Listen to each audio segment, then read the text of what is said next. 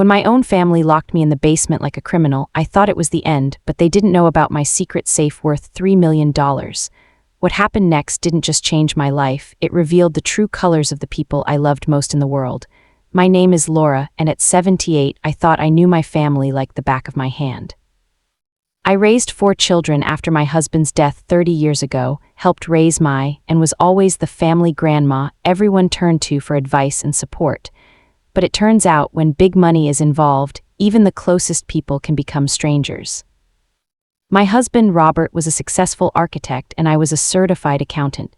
Together, we built a thriving construction company that flourished for 40 years. When Robert died of a heart attack in 1993, I sold the business for a substantial sum and have lived off investment income ever since. My children knew I was well off, but they didn't know the exact figures, and it was a lot. I always tried to help my family when it made sense. I paid for all my education, helped with down payments for houses, and supported them through tough times, but I drew a clear line between helping and extravagance. I grew up during the Great Depression and learned the value of money for life. The trouble started last spring when my 24-year-old granddaughter, Madison, announced her engagement. Madison was always my favorite, bright, ambitious, with an MBA and a job at a marketing firm. Her Brad came from a prominent family. His father owned a chain of car dealerships and his mother was a well-known interior designer. "Grandma, it's going to be the wedding of the century," Madison gushed during our traditional Sunday dinner. "Brad wants everything to be perfect. We've already booked the Grand Plaza Hotel for 300 guests." I smiled at her enthusiasm but inwardly cringed at the mention of the Grand Plaza, the most expensive hotel in town. "That's wonderful, dear. What's your budget?" "Well, we're thinking around $80,000, maybe a bit more," she said as if it were pocket change. I nearly choked on my coffee. $80,000 for one wedding, that could buy a house in a nice neighborhood. "That's a lot of money for one day," I said cautiously. "Grandma, you only live once. Besides, they expect a certain standard.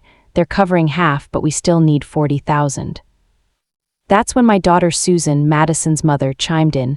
"Mom, you know how important this wedding is. Brad's a great catch. His family has connections all over town." "And that changes what?" I asked. "Well, we were hoping you'd help with the costs," Susan said, avoiding my gaze.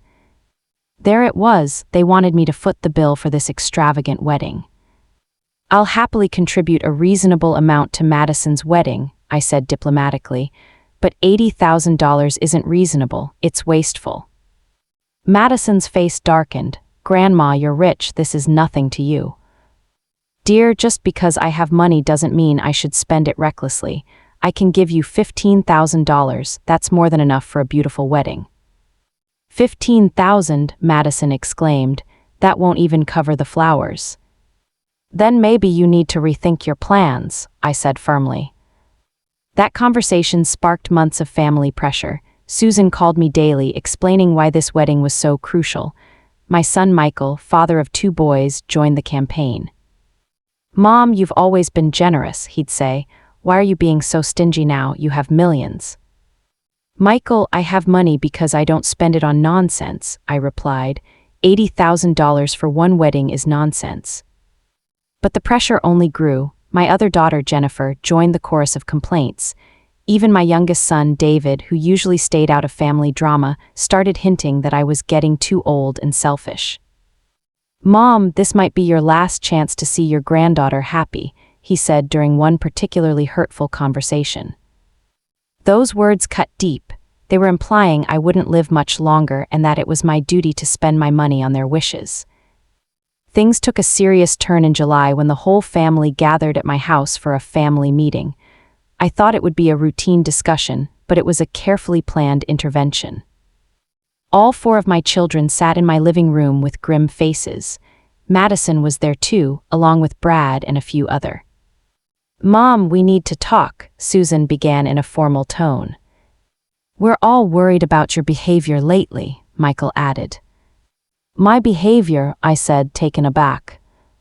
"You've been acting strange, Mom," Jennifer said. "Greedy and paranoid, we think age is catching up with you."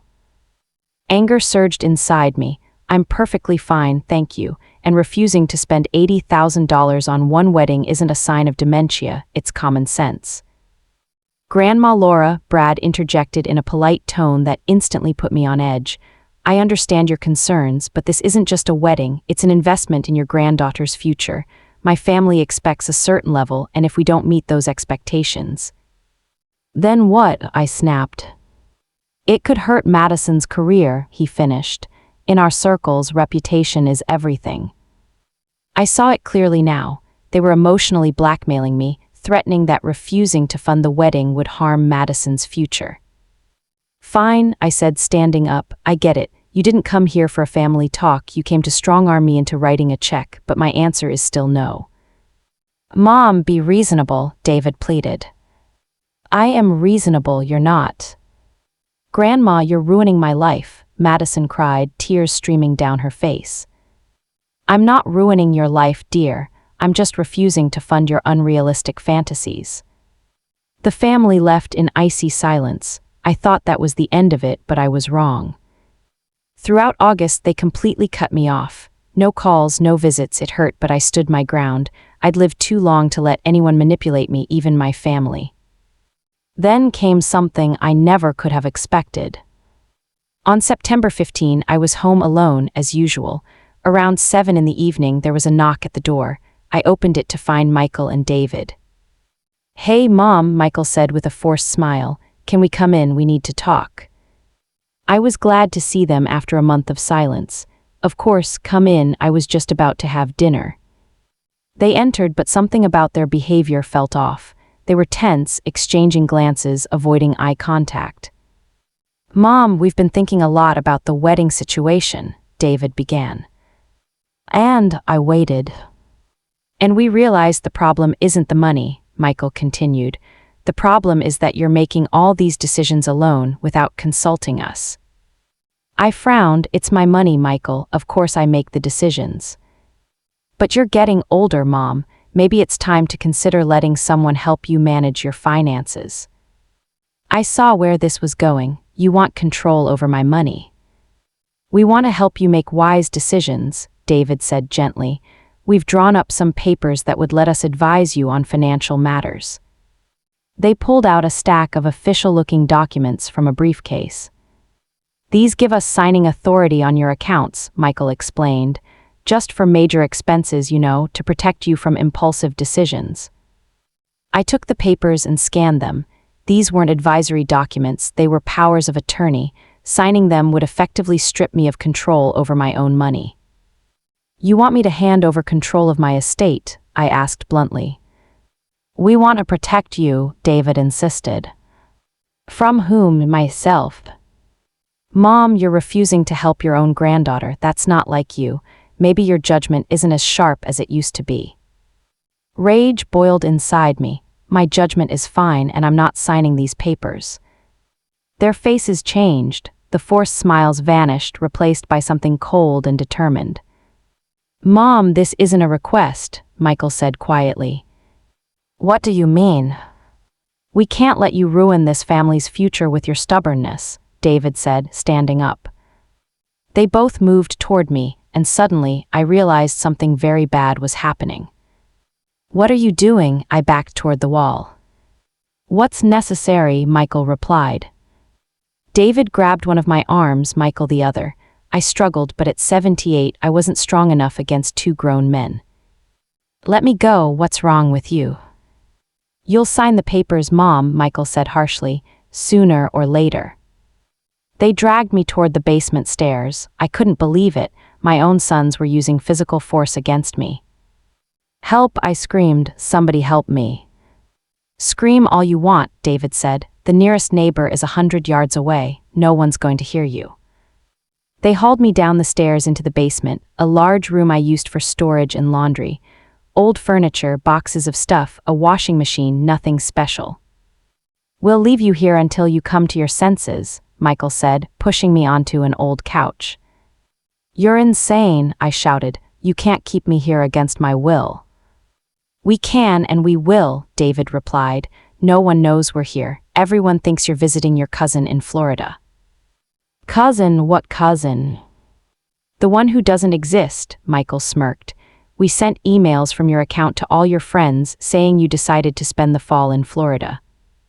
Horror washed over me. They'd planned this. They'd thought of every detail. The papers are here, David said, placing the documents on an old coffee table. Pens there too. Sign them and we'll let you out. Never. Then you'll spend the night here and tomorrow night, and as long as it takes. They headed for the stairs. Wait, I called, you can't leave me here. What if I get sick? What if I have a heart attack? Then you'd better sign the papers quickly, Michael said coldly. They went upstairs and I heard the door lock, then the sound of their car driving away. I was alone in the basement. At first, I couldn't believe it was real. It felt like a nightmare.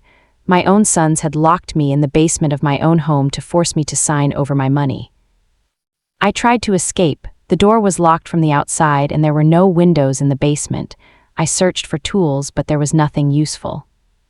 Then I checked my cell phone, but there was no signal. The basement was too deep, the walls too thick. Night fell and I realized they were serious about keeping me here.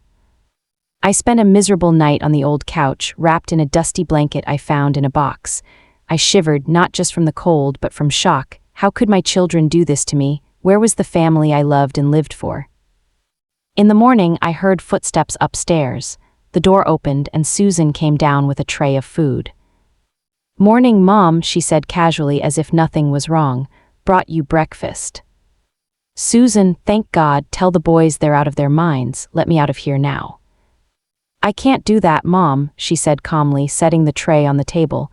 Not until you sign the papers. You knew about this plan.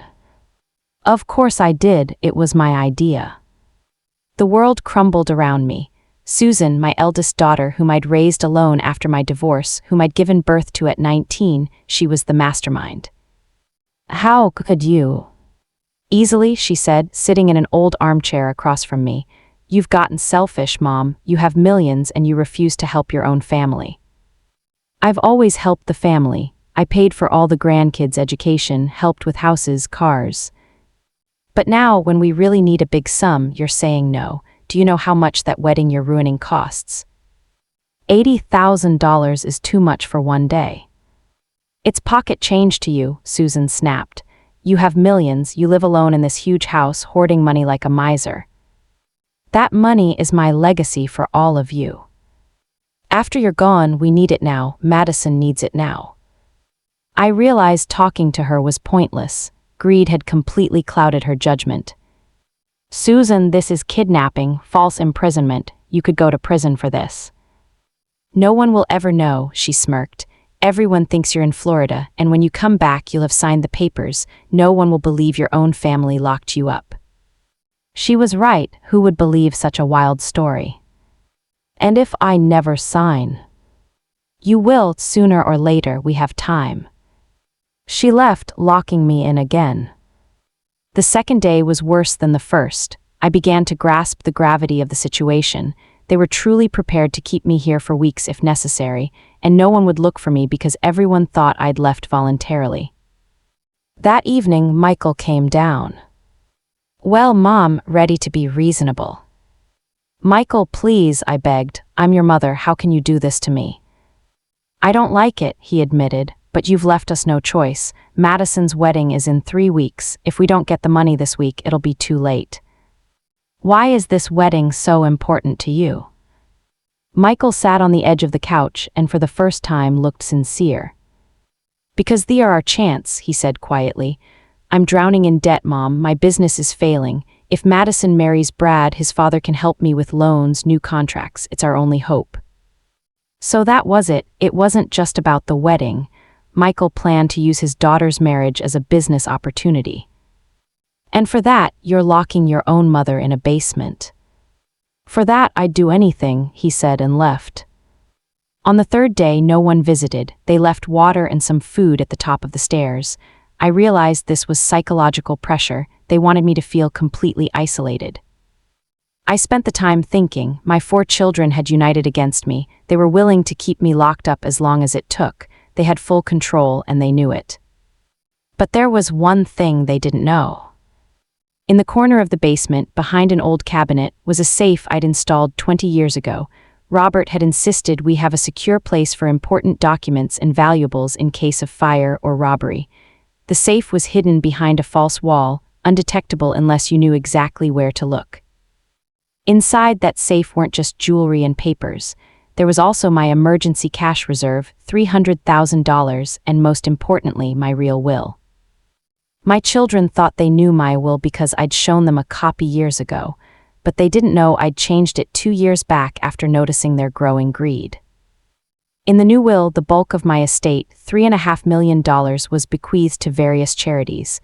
My children each got $100,000, enough to help, but not enough to make them lazy. But the most critical thing in that safe wasn't the papers or the money, it was the security system no one knew about. When we installed the safe, Robert insisted it be connected to an alarm system that would automatically notify the police and a security company if the safe was tampered with or not opened within a certain period. I'd set the system to activate if I didn't open the safe for 7 days. It was meant to protect against a situation where something happened to me and my family couldn't find critical documents. Today was the 4th day of my captivity. Tomorrow the system would activate. That evening the whole family came down: Susan, Michael, David, Jennifer, Madison, and even Brad. They all looked determined. "All right, Mom," Susan said, "enough games, the wedding is in 2 weeks. Sign the papers now or we'll find another way to get access to your money." "What other way?" "We can have you declared incompetent," Michael said. "We have a psychiatrist friend who will confirm you're suffering from dementia."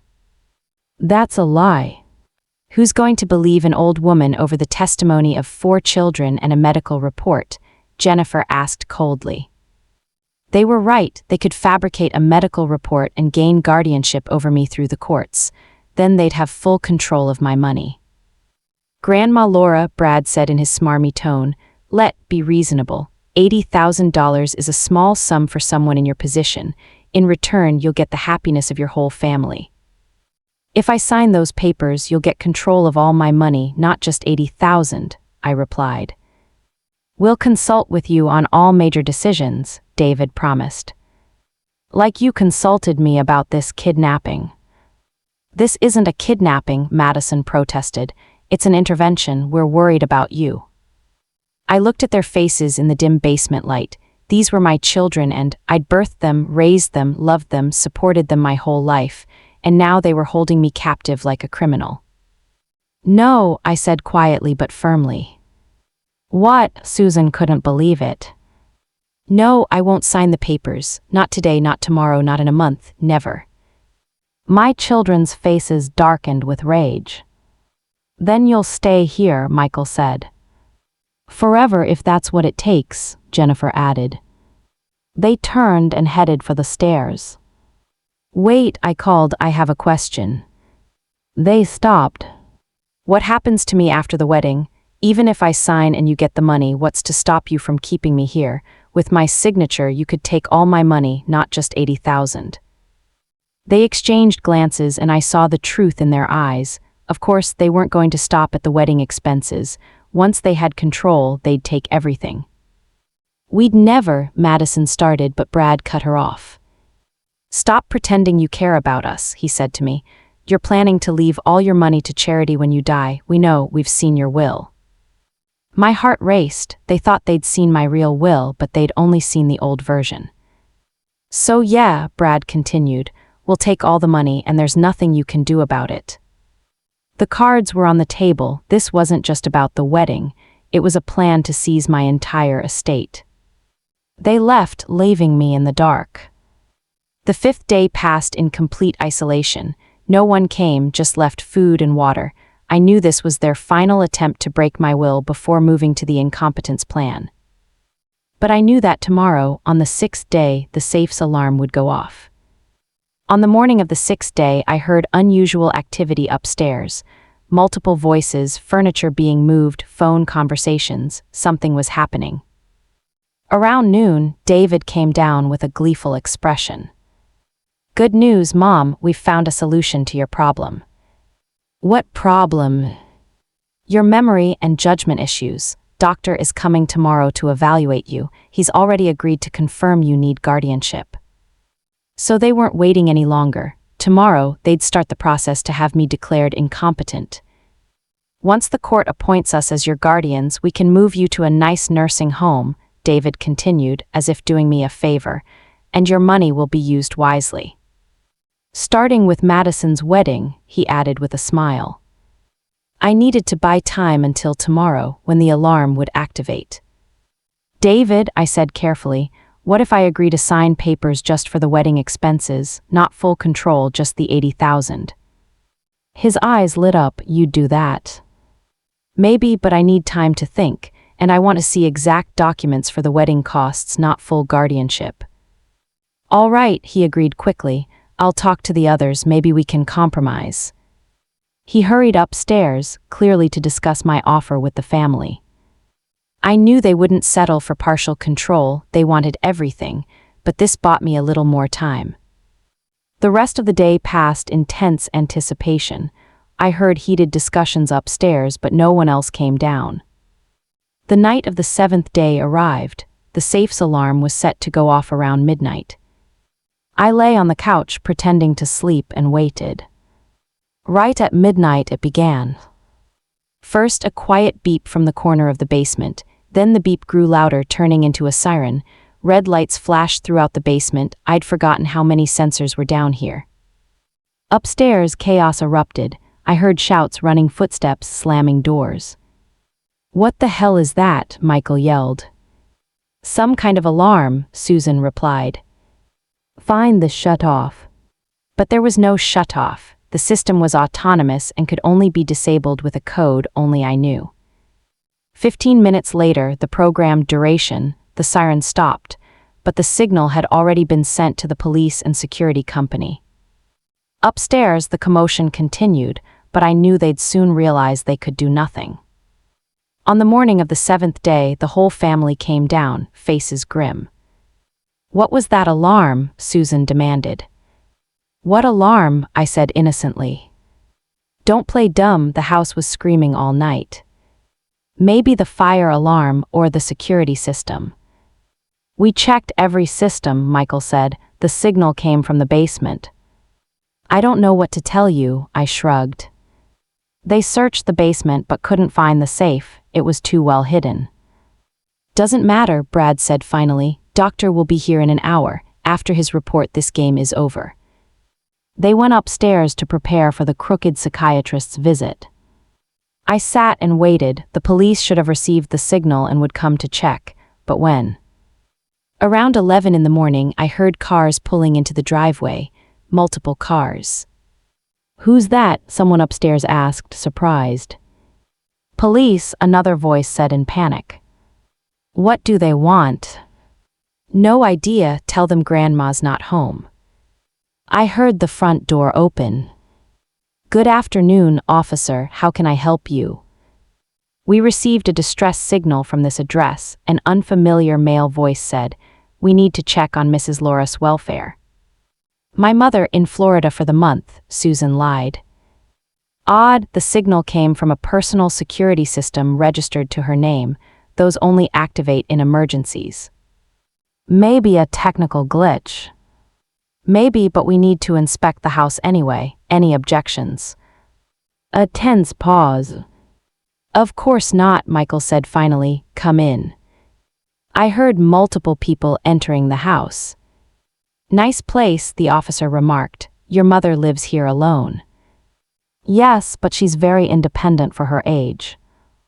I see. Where exactly in Florida is she staying, in case we need to contact her? Another pause. They hadn't expected that question. With her cousin, Jennifer said hesitantly. Cousin's address? I'd need to look it up.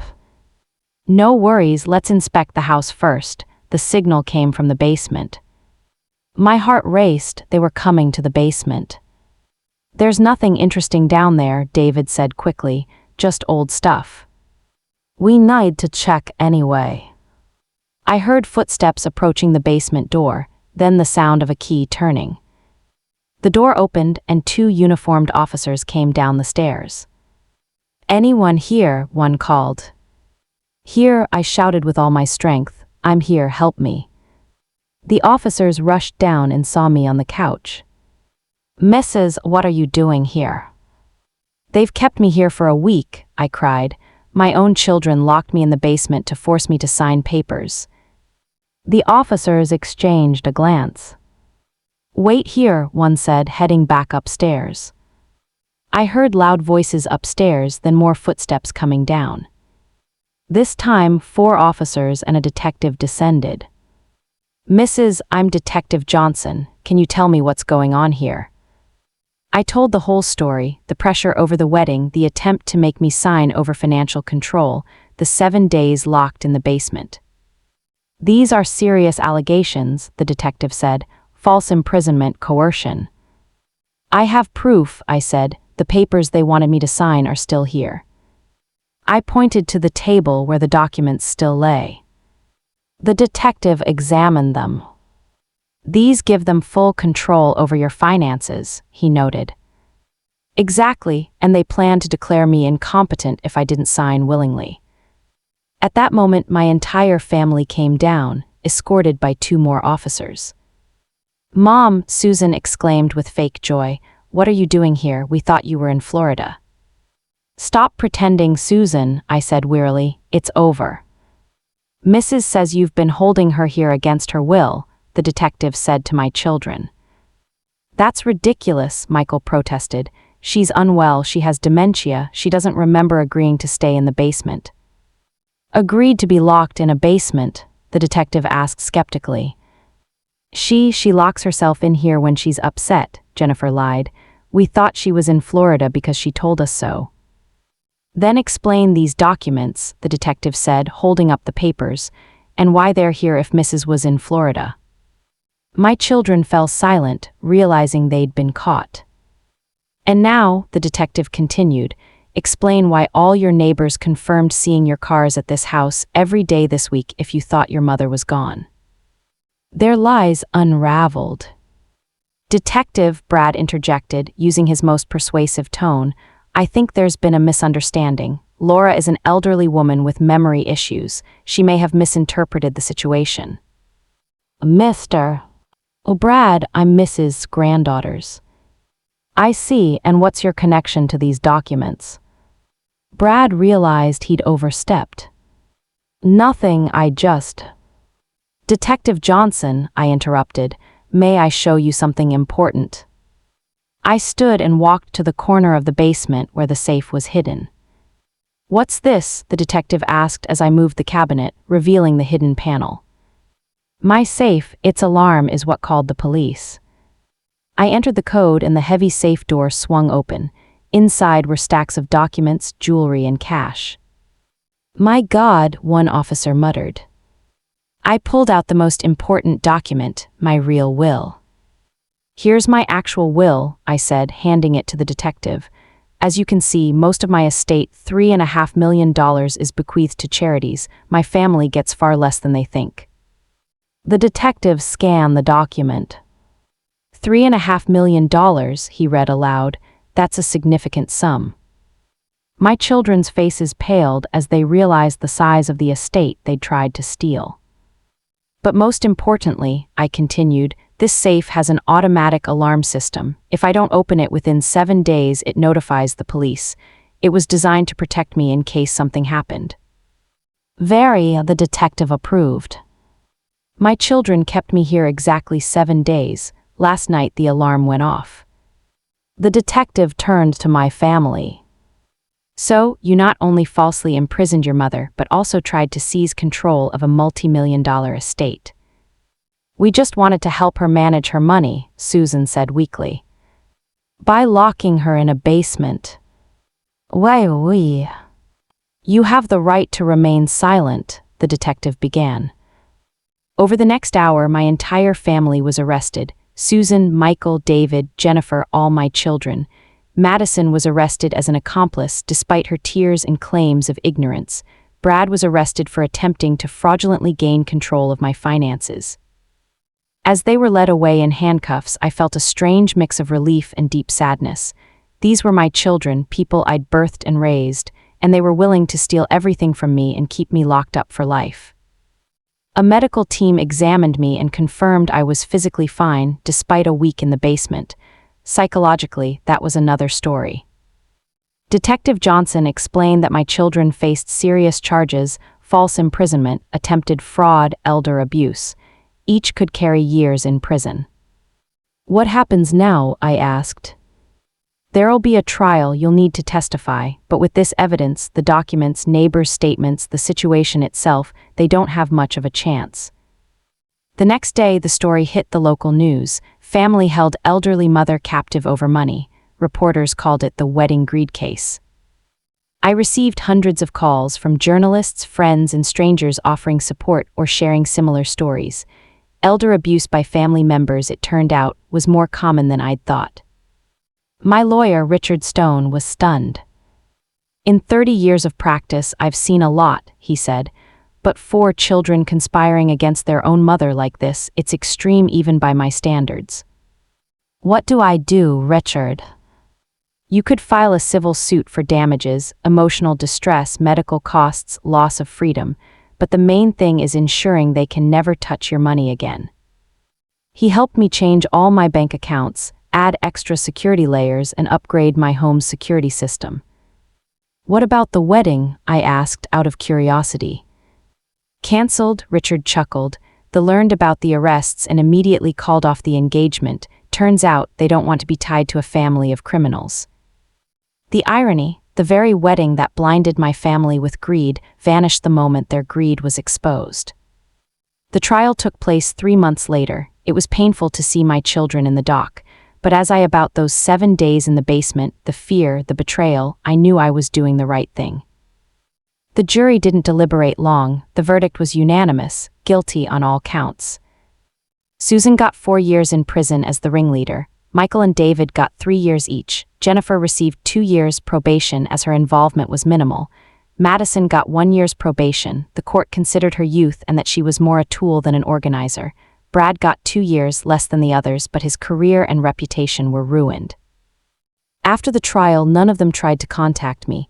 Maybe out of shame, maybe anger, I never found out. Years have passed. I'm 81 now and still live in the same house where it all happened. I turned the basement into my pottery studio. It's bright and cozy now, a place of creation. Fittingly, the site of my captivity became a space for creativity. I kept the promise I made to myself in those dark days in the basement. My entire estate will go to charity. I created a foundation to help elderly people victimized by family financial abuse. Every year, it helps hundreds of seniors protect themselves from greedy relatives. Madison was released from probation 2 years ago. She sent me an apology letter, but I didn't respond. Some wounds don't heal. She married an ordinary guy, works at an insurance company, and lives modestly. Maybe prison taught her a lesson. Susan and the boys are still serving their sentences. I think of them sometimes, but without bitterness. Pity, yes, regret, of course, but not anger. Anger destroys the soul, and I'm too old to waste my remaining time on destruction. I'm sharing this story not for sympathy or to condemn my family. I'm sharing it as a warning to other seniors and a lesson about how money can change people. Here, what I learned: greed is a disease that can strike anyone, even those we love most. When people see big money, they sometimes stop seeing the person who owns it. But I also learned the power of foresight. That safe with its alarm, which Robert insisted on installing 20 years ago, saved my life. Sometimes paranoia isn't a flaw, it's wisdom. Now I have friends, volunteers from my foundation, neighbors who care for me. A new family, built not on blood but on mutual respect and care. And that secret safe, it's still there in my basement studio, but now it holds not money or documents but photos of all the people my foundation has helped. Faces of seniors who were saved from financial abuse, who kept their dignity and independence. That's wealth no one can steal. Every evening when I open the safe to update the photos, I think, maybe those 7 days in the basement weren't a punishment but a gift. They showed me who I really am and gave me a chance to use my life for something truly meaningful. Money comes and goes, but dignity, once you find it, stays forever. What do you think of this story? Share your thoughts in the comments. Let me know where you're reading from. Until next time.